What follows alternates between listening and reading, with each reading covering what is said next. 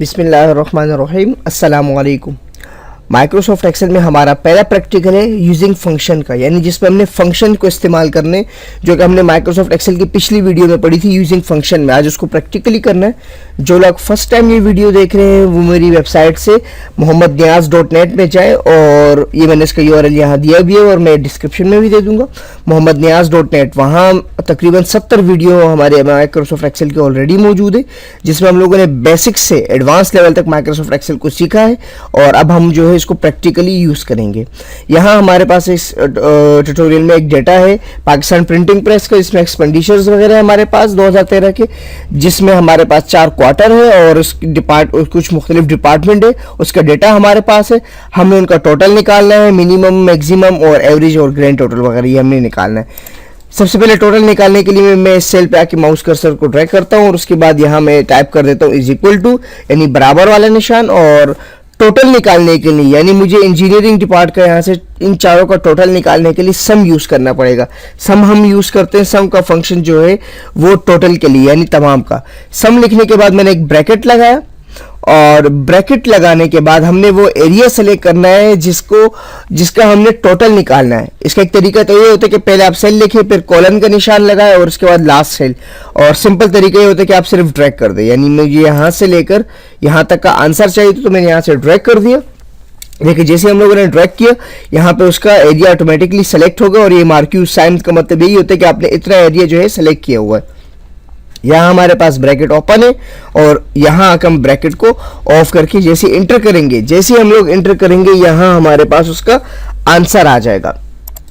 और अब हमें बाकी सेल्स का फार्मूला लगाने की जरूरत नहीं, बल्कि पहले सेल पे आएंगे और यहाँ पे देखें ऑटोफिल का बटन, ऑटोफिल के बटन पे मैं जैसे क्लिक करके इसको ड्रैग करके नीचे लेके जाऊंगा, ऑटोमेटिकली वही सम का फार्मूला सब पे अप्लाई हो जाएगा, और जो सेल है वो ऑटोमेटिकली अपडेट हो जाता है। इसका मतलब ये नहीं है कि अगर मैं यहाँ पे आके F2 का बटन प्रेस करता हूँ ये इसका फार्मूला शो कर रहा है, इसका मतलब ये नहीं कि सब जो है वो B4 से लेके E4 तक के आंसर है, बल्कि सब अपडेट हो रहे हैं। ये लाइन जो है इसका है और अगली लाइन जो है वो इसका है।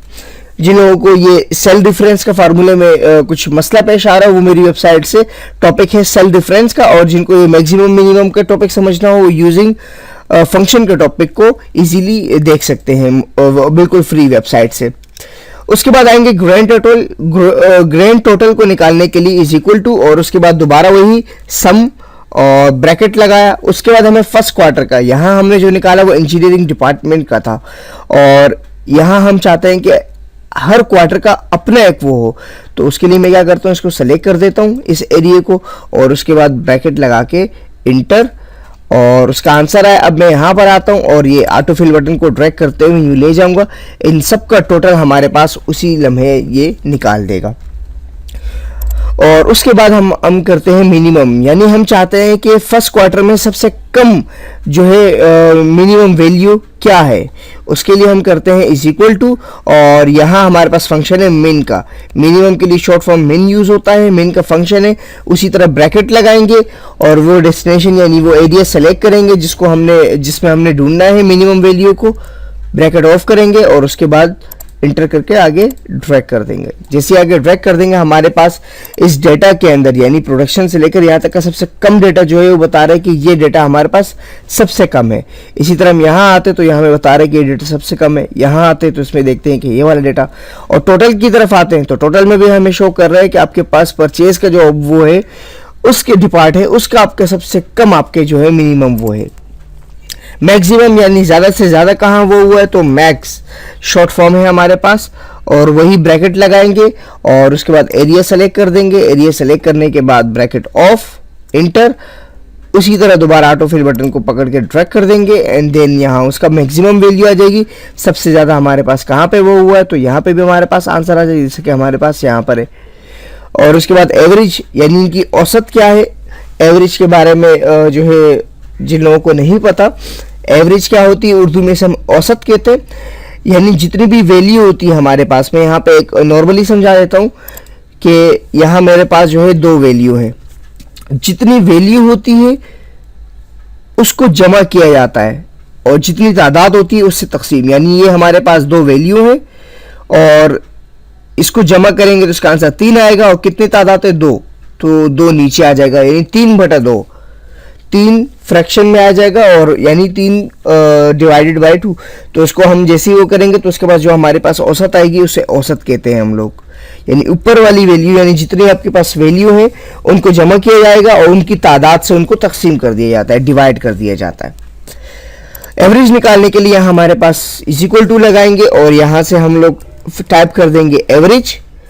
एवरेज टाइप करने के बाद हम लोग ब्रैकेट लगाएंगे और ब्रैकेट के अंदर वो एरिया सेलेक्ट करेंगे जिसका हमने एवरेज निकालना है और उसके बाद ब्रैकेट ऑफ करेंगे। ब्रैकेट ऑफ करने के बाद जैसे मैं एंटर करूंगा यहाँ हमारे पास इसका एवरेज आ जाएगा और इसको फिर हम वही ऑटोफिल बटन से ड्रैग करके आगे ले जाएंगे और यहाँ हमारे पास टोटल एवरेज इन सब का सामने आ जाएगा, यानी सबका टोटल हमारे पास नमूदार हो जाएगा।